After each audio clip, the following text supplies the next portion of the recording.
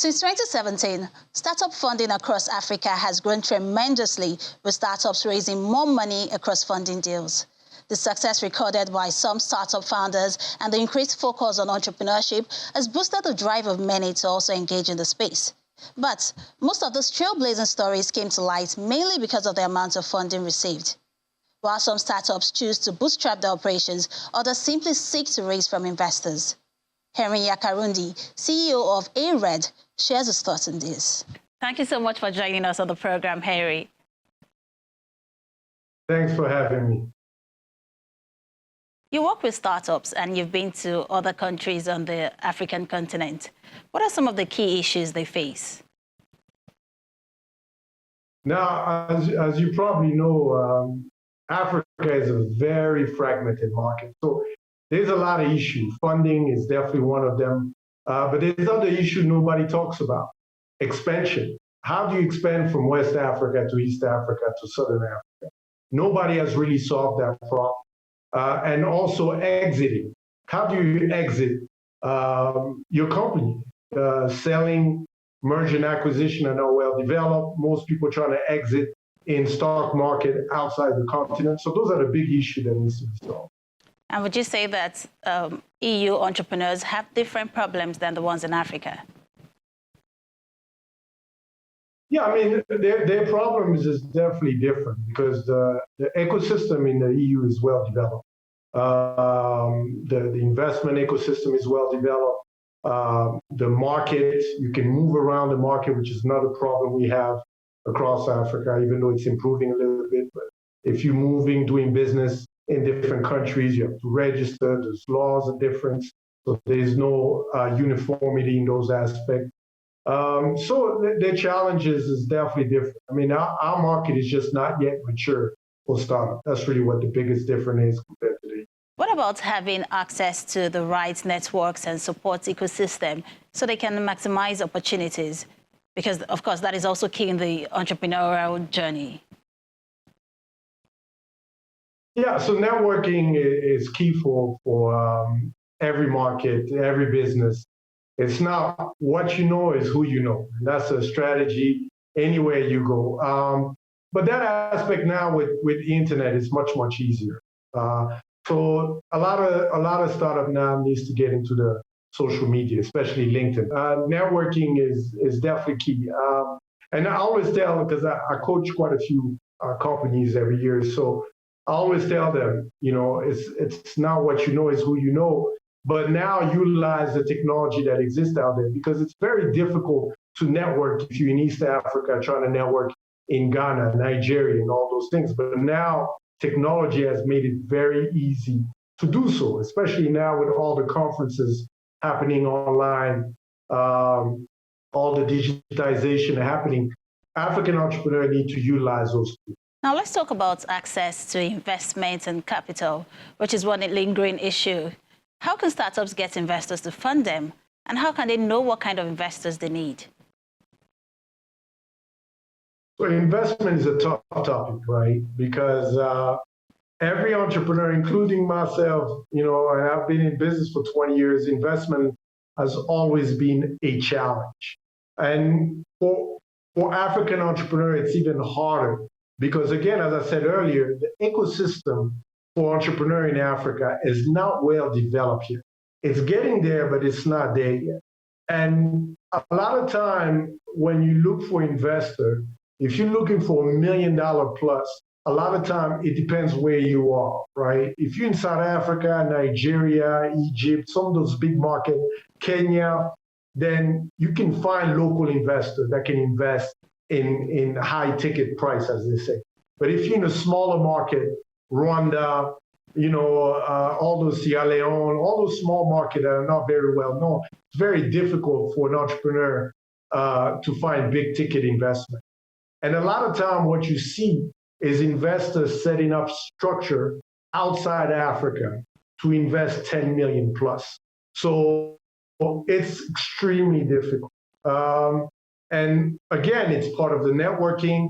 It's part of building an ecosystem that is not just local, but more international. So it's a tough topic. I don't think we can just spend a few minutes talking about that. But it's very difficult. It's even more difficult for entrepreneurs. But the strategy I always tell them is don't just focus on VC, because VCs are even more difficult to access the fund. If you look at statistically, 0.1% of entrepreneurs get VC money. It's a very small number. But what you need to do is tap into what they call angel investors or angel syndicates. There's a lot of them now in Africa growing, where it's high net worth individual looking for deal. Then those guys are more willing to take risks, but you got to network. You got to find where they are. You got to find where those people network at. So it's a lot of networking aspect and research that you have to do. There is a lot of companies' tools out there that help you find those people, but still you have to do the legwork. But don't think local. If you don't find the money locally, go outside the local framework. Go online.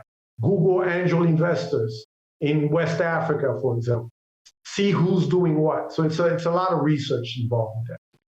And of course, you have to develop your documentation, your pitch deck, and so on and so forth. But that's a whole nother discussion. Mm-hmm. Talking about angel investors, do you think we have enough of them in Africa? We'll never have enough money, and we'll never have an angel investor. So there is money out there. That's what I always tell people. The money is not the issue. The issue is access. If you look carefully, the people that raise the most money in Africa, in startups, right? They have a strong network, and a lot of them raise actually from Silicon Valley. It's not by accident, it's by design. So the money is out there. Now is your connection, because again, you're talking about getting money from someone to your business. And for that to happen, you have to build trust. Trust is the foundation of fundraising, right? It doesn't matter how great your company is, unless you have amazing growth, which is very difficult to achieve. If you're an average company trying to raise money, you have to be able to build trust. How do you build trust? You have to document your journey, right? Because the person who you targeting for investment, he or she does not know you. So now they have to make sure they're going to give money to somebody who's not going to go out there and buy a house or a car, so on and so forth. So trust is everything. But do we have enough angel investors that are out there telling people that they are angel investors? No, it's still a very close niche ecosystem. You have to know somebody that know who's trying to invest or not. But it's changing, just a little bit too slow. Finally, as someone who has worked so hard in the ecosystem, what do you think we need to do to take things to the next level? There's two key things that's going to have to be done for the ecosystem to get to the next level. First one is R&D. You cannot build a local economy on foreign technology. You just can't. And today, grants on research and development in Africa is almost non-existent. Most of the grants that exist in Africa come from outside. And they're here to fulfill their interests, not African interests. And with global warming coming, we've seen with COVID, more than ever, there's a need of local innovation. And the ecosystem in Africa is very unique. So it has to be made for the African ecosystem. And we don't have that yet. The second thing is for African government to start consuming African innovation, solution, and product. We need to allocate the African government budget for internal, regional, continental businesses, right? We need to stop going outside the continent to spend our currency, especially foreign currency, on to solve our problem. It's just not going to work. Again, you cannot build an economy on foreign technology. You have to build your ecosystem for that ecosystem to flourish and for that economy to flourish. Well, thank you so much, Henry, for joining us on the program. Thank you so much again.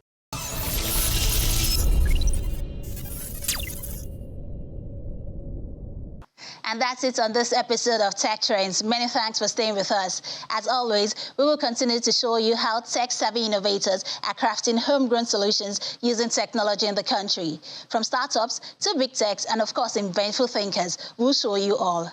And if you missed any parts of the show, you can always catch up on social media at Tech Trends TV or on the channel's TV YouTube account. For Tech Trends, I'm Olayemi Odunuga. See you next time.